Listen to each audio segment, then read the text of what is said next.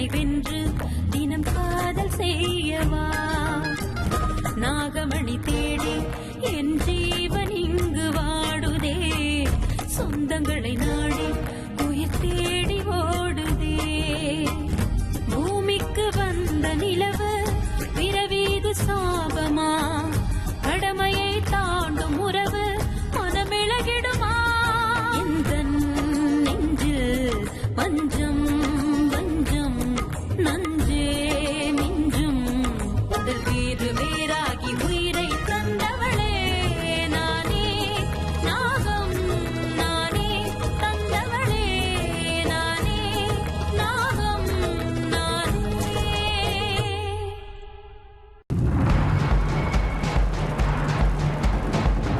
பாபா, இந்த செடியோட இலைகள் எப்படி வாடுதோ அதே மாதிரி அந்த நாகராணி துடி துடிச்சு செத்துக்கிட்டு இருப்பாள்ல. ஆமா ருத்ரா, இந்த நிமிஷம் அவளோட உயிர் ஊசலாடிக்கிட்டு இருக்கு. மரணம் அது நிச்சயம் அவளுக்கு உண்டு. பாபா, எனக்கு ஒரு சின்ன ஆசை நிறைவேற்றி கொடுக்குறீங்களா? ஜெய் மகாகாளி. ருத்ரா, நீ என்னுடைய பரம சிஷ்யன், பரம பக்தன். உன்னுடைய ஆசையை நிறைவேற்றுறது என்னுடைய தலையாய கடமை.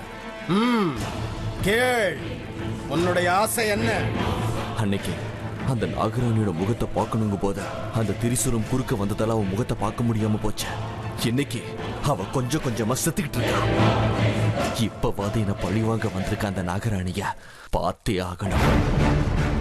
அவ அங்க அணு அணுவா துடிச்சு துடிச்சு சாகிறத என் கண்ணால பார்த்து சந்தோஷப்பட்டே ஆகணும். அவளை உங்க சக்தியால காட்டுங்க பாபா. கண்டிப்பா காட்டுறேன். ஜெய் மகாகாளி.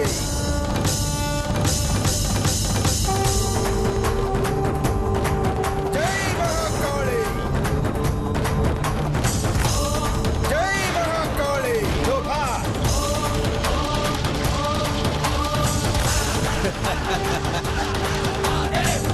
ஹேய், யாருடா நீ? கொஞ்சம் தள்ளி போடா. டாக்டர் போல இருக்க. பாபா, என்ன இது? அவ முகமே தெரிய மாட்டேங்குது.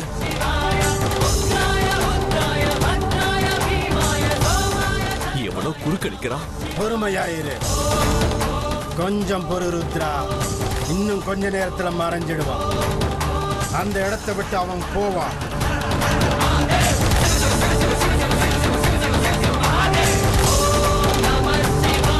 ஜெய் மகாகாளி.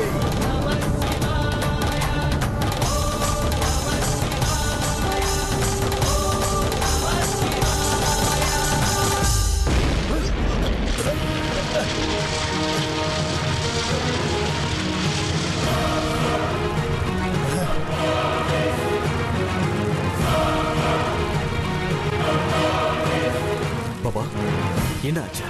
திடுப்புன்னு ஏன் இப்படி ஆச்சா? ஏன் எதுவும் தெரிய மாட்டேங்குதா? என்ன நடந்தது? இந்த பைரவனோட சக்திக்கு என்ன ஆச்சு? ஜெய் மகாகாளி. என்ன நடக்குது இங்க?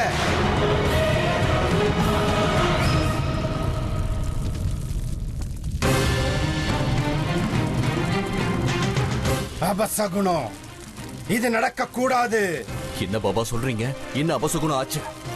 இன்னும் 24 மணி நேரத்துக்கு என்னோட சக்தி வேலை செய்யாது ருத்ரா. என்ன பாபா, உங்க சக்திகள் எல்லாம் உங்க கையை விட்டு போயிடுச்சா? இல்ல, நான் தவம் செஞ்சு பெற்ற சக்திகள் என்கிட்ட தான் இருக்கு. பின்ன துரதிருஷ்டி போயிடுச்சுன்னு சொல்றீங்க? என்னாச்சு பாபா? என்னுடைய சிருஷ்டிக்கு திருஷ்டி பட்டு விட்டது. அதிபதி ஸ்தானத்தில் இருக்கிற சூரியன் இப்பதான் விருச்சிக லக்னத்தில் இருந்து சனியுடைய மூல ராசியான மகர ராசியில பிரவேசிச்சிருக்கான். இந்த சமயத்துல என்னோட தூரதிருஷ்டி வேலை செய்யாது ருத்ரா. 24 மணி நேரத்துக்கு அப்புறம் அந்த சூரியன் மகர ராசியில இருந்து கும்ப ராசிக்கு போயிடுவான். அதுக்கப்புறம் என் சக்தி மறுபடியும் வேலை செய்ய ஆரம்பிச்சிடும். அது வரைக்கும் என்ன நடக்குதுன்னு தெரிஞ்சுக்கிறது ரொம்ப கஷ்டம் ருத்ரா. இப்ப என்ன பண்றது பாபா? அந்த நாகராணி சாகர நேரத்திலயா இப்படி நடக்கணும்? அவ செத்துட்டான்னு நம்ம எப்படி தெரிஞ்சுக்கிறது பாபா? ஆவேசப்படுறதுல ஒன்னும் அர்த்தம் இல்ல ருத்ரா. இதோ இந்த செடி இருக்கே, இது முழுசா வாடினதுக்கு பிறகு அந்த நாகராணியோட உயிர் அவளை விட்டு போயிடுச்சுன்னு அர்த்தம்.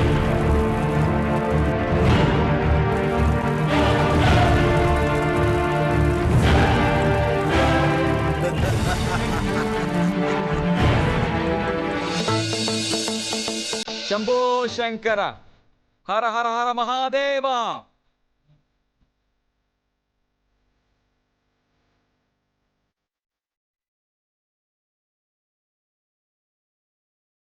ओम नमः शिवाय। भिक्षे पोडुंगा ताये।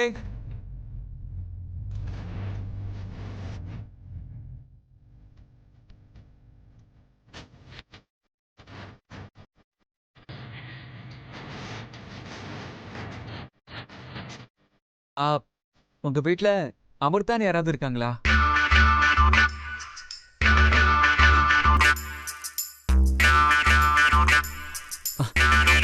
என்னம்மா அப்படி பாக்குறீங்க? உங்க மூளை உங்களுக்கு வேலை செய்யாதா? நீங்க டைரக்டா அமிர்தான்னு கேக்குறதுனாலதான் அவங்க உங்களை மறைச்சு பாத்துக்கிட்டு இருக்காங்க. என்ன ரெண்டு பேரும் ரகசியமா பேசிட்டு இருக்கீங்க? நீங்க நிஜமாவே சன்னியாசி தானே? அது வந்துங்க. இப்ப உண்மையை சொல்றீங்களா இல்ல போலீஸுக்கு போன் பண்ணவா? இவங்க கிட்ட நான் உண்மையை சொல்லல, கம்பி என்ன வேண்டியதுதான். உண்மையை சொல்லிட்டு எஸ்கேப் ஆக வேண்டியதுதான். அது மேடம், நான் உண்மையை சொல்லிடுறேங்க. தயவு செஞ்சு போலீஸ்க்கு போன் பண்ணாதீங்க. அது வந்துங்க, நான் ஒரு பொண்ணை சின்சியரா லவ் பண்றேன். அவங்க இந்த ஊர்ல தான் எங்கேயோ இருக்காங்க, ஆனா எந்த வீட்டுல இருக்காங்கன்னு தெரியாது. அதனாலதான் அவங்கள கண்டுபிடிக்க இந்த வேஷம் போட்டிருக்கேன். ஓஹோ, அப்படியா சமாச்சாரம்?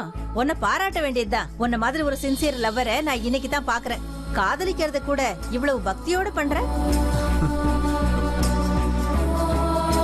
உன்ன மாதிரி ஒருத்தன் கிடைக்க அந்த பொண்ணு கொடுத்து வச்சிருக்கணும். எனக்கு தெரிஞ்ச வரைக்கும் அமிர்தாங்கிற பேர்ல இந்த ஊர்ல யாருமே இல்லையே. ஆனா சமீபத்துல யாராவது வந்திருந்தாலும் வந்திருக்கலாம்.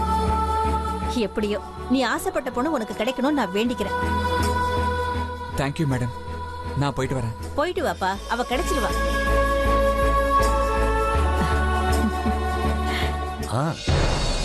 கண்டிப்பா.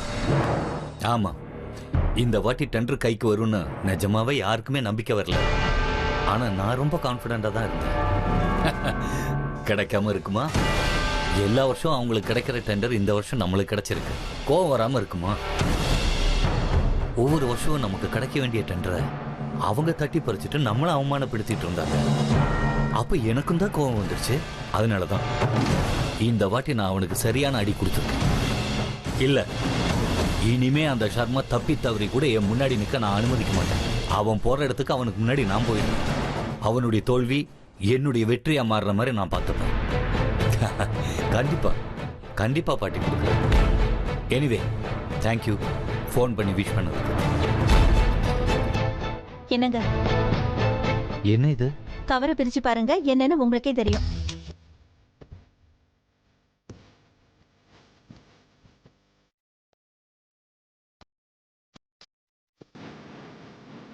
பொண்ணுங்க போட்டோவா இருக்கு. அத்தை தான் கொடுத்து அனுப்புனாங்க. இந்த பொண்ணுங்கள்ல ஒரு பொண்ணை நம்ம அர்ஜுனுக்கு ஜோடியா தேர்ந்தெடுக்கணும். நாங்க என் கண்ணுக்கு இதுல இருக்கிற எல்லா பொண்ணுங்களும் அழகா தெரியறாங்க. நீங்க பார்த்து சொல்லுங்க, எந்த பொண்ணு ரொம்ப அழகா இருக்கா? ஹேமா, எனக்கு இதெல்லாம் அந்த அளவுக்கு தெரியாது. நீ ஒரு வேலை பண்ண, எப்படி கல்யாணம் படிக்க போறது அர்ஜுன் தானே, அவகிட்ட காட்டு. அவனுக்கு எந்த பொண்ணு பிடிச்சிருக்கோ அவனை செலக்ட் பண்ணணும். இல்லங்க, அத்தை தான் நாம தான் பெரியவங்க, நாம தான் செலக்ட் பண்ணணும்னு என்கிட்ட சொன்னாங்க. அதனாலதான் இந்த போட்டோஸ் எல்லாம் கொண்டு வந்து நான் உங்ககிட்ட கொடுத்தேன். நீங்க என்னடனா? ஹேமா, இப்பதான் நான் வீட்டுக்குள்ள வந்திருக்கேன், டயர்டா இருக்கேன். இது அப்படியே வை, நான் அப்புறம் பாக்குறேன். என்னால தேவையில்லாம இதுல எல்லாம் நேரத்தை வீணாக்க முடியாது. நான் செய்ய வேண்டிய காரியங்கள் இன்னும் நிறைய இருக்கு. என்னங்க, ஒரு நிமிஷம் நில்லுங்க. என்னாச்சு இவருக்கு? இல்ல, பெத்த பிள்ளையோட கல்யாணத்தை இவ்வளவு அலட்சியமா எடுத்துக்கிறாரு இவரு. இதுக்கு முன்னாடி இவர் இப்படிலாம் கிடையாதே. வெளியில இருந்து எவ்வளவு வேலையா வந்தாலும் எவ்வளவு டயர்டா இருந்தாலும் பசங்க விஷயம் வீட்டு விஷயம் வந்தா ரொம்ப ஆர்வத்தோட கேட்பாரு. இப்ப ஏன் இப்படிலாம் நடந்துக்கிறாரு? இந்த உலகத்துல பிள்ளை கல்யாணத்தை விட முக்கியமான விஷயம் வேற என்ன இருக்க முடியும்? எதிர்பாராத விதமா அதிர்ஷ்ட தேவதை இந்த மணியை என் கையில கொடுத்துருக்கா. இப்ப இது அதிர்ஷ்ட கதவை எனக்காக திறந்து வச்சுக்கிட்டு இருக்கு. இந்த ஒரு மணி என் கையில இருந்தா இந்த உலகத்தையே நான் ஜெயிச்சிருவேன். ஜெயிக்க முடியும் இல்ல, நான் ஜெயிச்சே தீருவேன். இன்னைக்கு ஒரு டெண்டர், நாளைக்கு இன்னொன்று, அதுக்கு அடுத்த நாள் இன்னொரு டெண்டர் நான் ஜெயிச்சுக்கிட்டே போவேன். இனிமே வரப்போற எல்லா டெண்டரும் எனக்கு தான் வரப்போகுது. எனக்கு மட்டும்தான் வரும். இனிமே எனக்கு எதிரியா இருக்கிறவன் தோக்க போறது நிச்சயம். அந்த நாகராஜா செத்துட்டான்.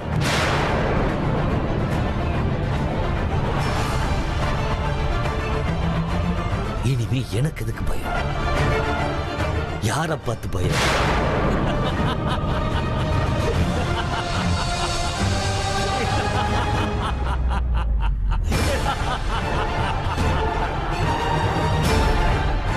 யாருக்கும் நான் பயப்பட மாட்டேன்.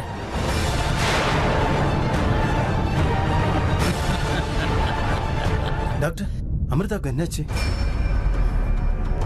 என்னன்னு சொல்றது மிஸ்டர் விக்ரம்? இவங்க பல்ஸ் ரேட் ரொம்ப விசித்திரமா இருக்கு. அதே நேரத்தில் டெம்பரேச்சர் ரொம்ப குறைவா இருக்கு. இவங்களுக்கு என்ன ஆச்சுன்னு என்னால சொல்ல முடியல. நீங்களே இப்படி சொன்னா எப்படி டாக்டர்? அவ இப்படி துடிக்கிறது என்னால பார்க்கவே முடியல. இன்னொரு தடவை டெஸ்ட் பண்ணி என்ன ஆச்சுன்னு பார்த்து சொல்லுங்க. பாருங்கம்மா, என்னால முடிஞ்ச முயற்சியை நான் பண்ணிக்கிட்டு இருக்கேன்.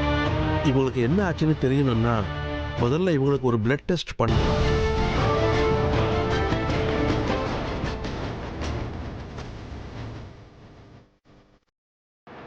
பிளட் டெஸ்ட் ரிப்போர்ட்லாம் பார்த்ததுக்கு அப்புறம் தான் இவங்களுக்கு என்ன ஆச்சுன்னு என்னால சொல்ல முடியும்.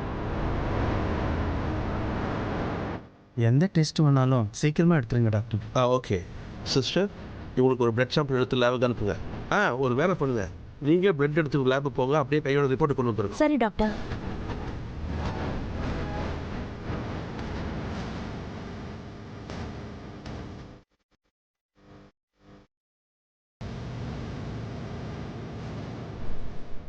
இப்ப நான் என்ன பண்ணுவேன்? இவங்க கிட்ட இருந்து எப்படி தப்பிக்கிறது? என்னால என் ரத்தத்தை கண்டிப்பா கொடுக்க முடியாது.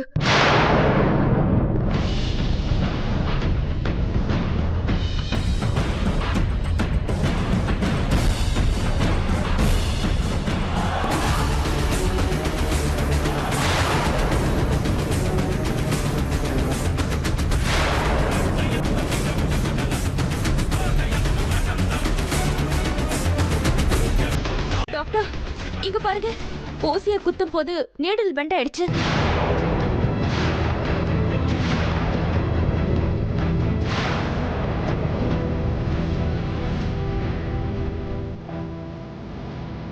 என்ன சிஸ்டர் சொல்றீங்க? நீடல் எங்கேயாவது பெண்ட் ஆகுமா சொல்லுங்க.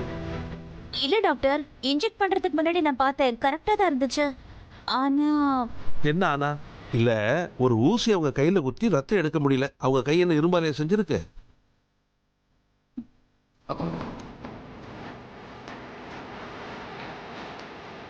நீங்க அலட்சியமா இருந்துட்டு பேஷண்ட் மேல பழிய போட பாக்குறீங்களா?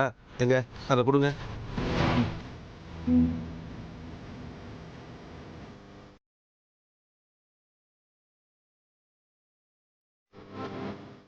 நீங்க எவ்வளவு முயற்சி பண்ணாலும் என்ன ஊசி எல்லாம் குத்த முடியாது. அதே மாதிரி எனக்கு வந்திருக்கிற பிரச்சனையை உங்களால சரி பண்ணவும் முடியாது. கடவுளே, இந்த பிரச்சனையில இருந்து நீங்க தான் என்னை காப்பாத்தணும்.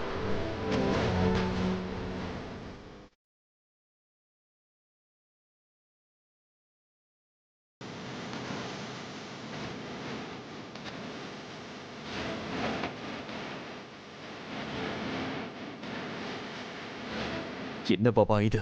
நீங்க சொன்னதெல்லாம் தலைகீழா நடக்குது. போன முறை நீங்க போட்ட கோட்டை தாண்டி வந்து கைதி ஆயிடுவான்னு சொன்னீங்க. ஆனா அவளுக்கு ஏதோ ஒரு சக்தி உதவி செஞ்சு அதுல இருந்து அவளை காப்பாத்திருச்ச. இப்ப உங்க திவ்ய திருஷ்டியால அவ சாகிறத பார்க்கணும்னு கேட்டேன், அதுவும் முடியல. ஏன் பாபா இப்படி எல்லாம் நடக்குது? அந்த நாகராணியோட பழி உணர்வுக்கு முன்னாடி உங்க சக்தி எல்லாம் குறையுதா? சொல்லுங்க பாபா, ஏன் இப்படி எல்லாம் நடக்குது? ருத்ரா, கால பைரவனுக்கு பூஜை பண்ற என் மேல நீ இப்படி சந்தேகப்படக்கூடாது. என் சக்தியில சந்தேகம் இல்ல. நான் போட்ட மாய கொட்டை தாண்டி அவ போறான்னா அந்த நாகராணி தப்பிக்கிறதுக்கு அவளுக்கு யாரோ உதவி செய்யறாங்கன்னு அர்த்தம். அப்படின்னா அந்த நாகராணி சாக மாட்டாளா பாபா? உங்க கட்டுப்பாட்டுல இருந்து இப்பவும் தப்பிச்சிருவாளா? கண்ணுக்கே தெரியாத அந்த சக்தி அவளை காப்பாத்திருமா? இல்ல, அதுக்கு மட்டும் வாய்ப்பே இல்ல. இன்னைக்கு நாகராணி சாக போறத அந்த சிருஷ்டிகர்த்தா பிரம்மனால கூட தடுக்க முடியாது ருத்ரா. அதுக்கு சாட்சி இந்த செடி. இப்பவே அது வாடத் தொடங்கிடுச்சு. இன்னும் சில நிமிஷங்கள்ல அந்த நாகராணி செத்துடுவா.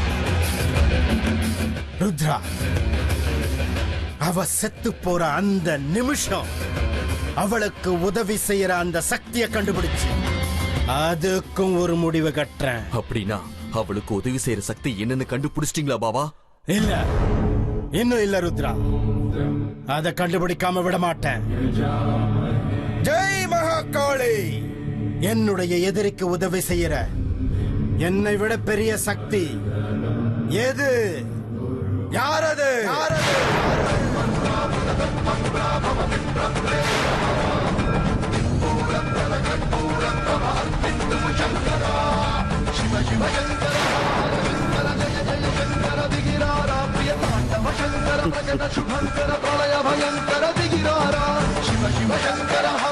இந்த பிரபஞ்சத்துல ஒவ்வொரு அணுவும் அந்த பரமாத்மன் அனுமதி இல்லாம அசையும். ஆக்கிறது, அழிக்கிறது எல்லாம் அவனுடைய விருப்பம். அவன் எப்படி ஆட்டி வைக்கிறானோ அதன்படி ஆட வேண்டியது நம்ம கடமை. பைரவா, அந்த பரமாத்மனுடைய தயவால ஏதோ சின்ன சின்ன மந்திர தந்திர சக்திகளை அடைஞ்சிருக்கிற நீ இப்போ அந்த தெய்வத்துக்கே சவாலா நிக்கிறியா? சரியில்லை, இது சரியில்லை. நீ உன் அகங்காரத்தோட உச்சத்துல இருக்க.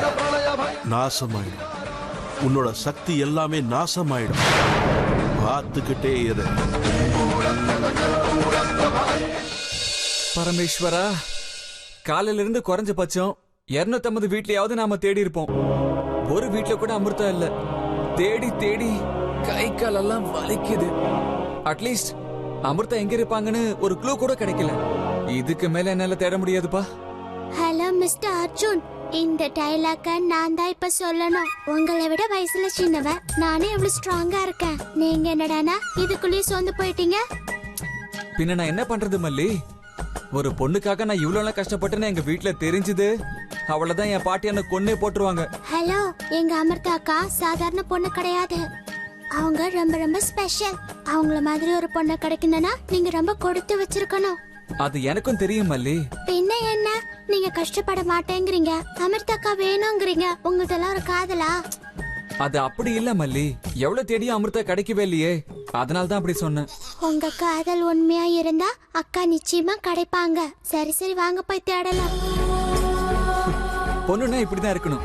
வா, இன்னைக்கு என்ன ஆனாலும் சரி, மிச்சம் இருக்கிற அத்தனை வீட்டுக்கும் போய் விசாரிச்சு ஆகணும். வா போலாம். என்ன மேடம், ஏன் அப்படியே நிக்கிறீங்க? வாங்க போலாம். என்னால இதுக்கு மேல நடக்க முடியாது, தூக்கிட்டு போங்க. என்னது, இவ்வளவு நேரம் பெருசு பெருசா கதை காலட்சேபம் பண்ண, வயசுல சின்ன பொண்ணு எனக்கு டயர்டே ஆகலன்னு சொன்ன.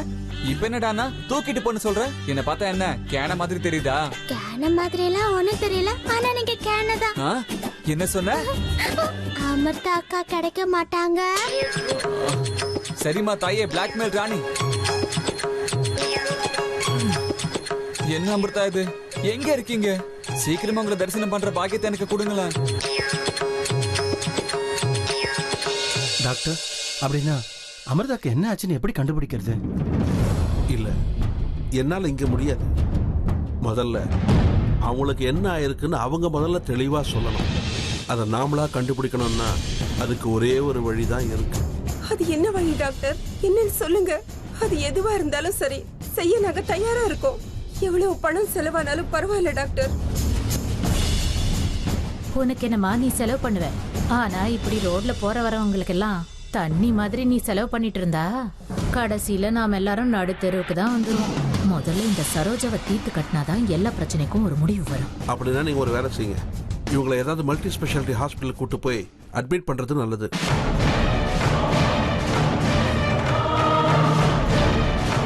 வேண்டாம், நாங்களாம் போக கூடாது. எனக்கு அது தேவையில்லை. எனக்கு இப்போ சிவனோட ஆசீர்வாதம் மட்டும் இருந்தா போதும். அவனால மட்டும்தான் என்னோட உயிரை காப்பாற்ற முடியும். சரி டாக்டர், நீங்க சொன்ன மாதிரியே மல்டி ஸ்பெஷாலிட்டி ஹாஸ்பிட்டலுக்கு கூட்டிட்டு போறோம்.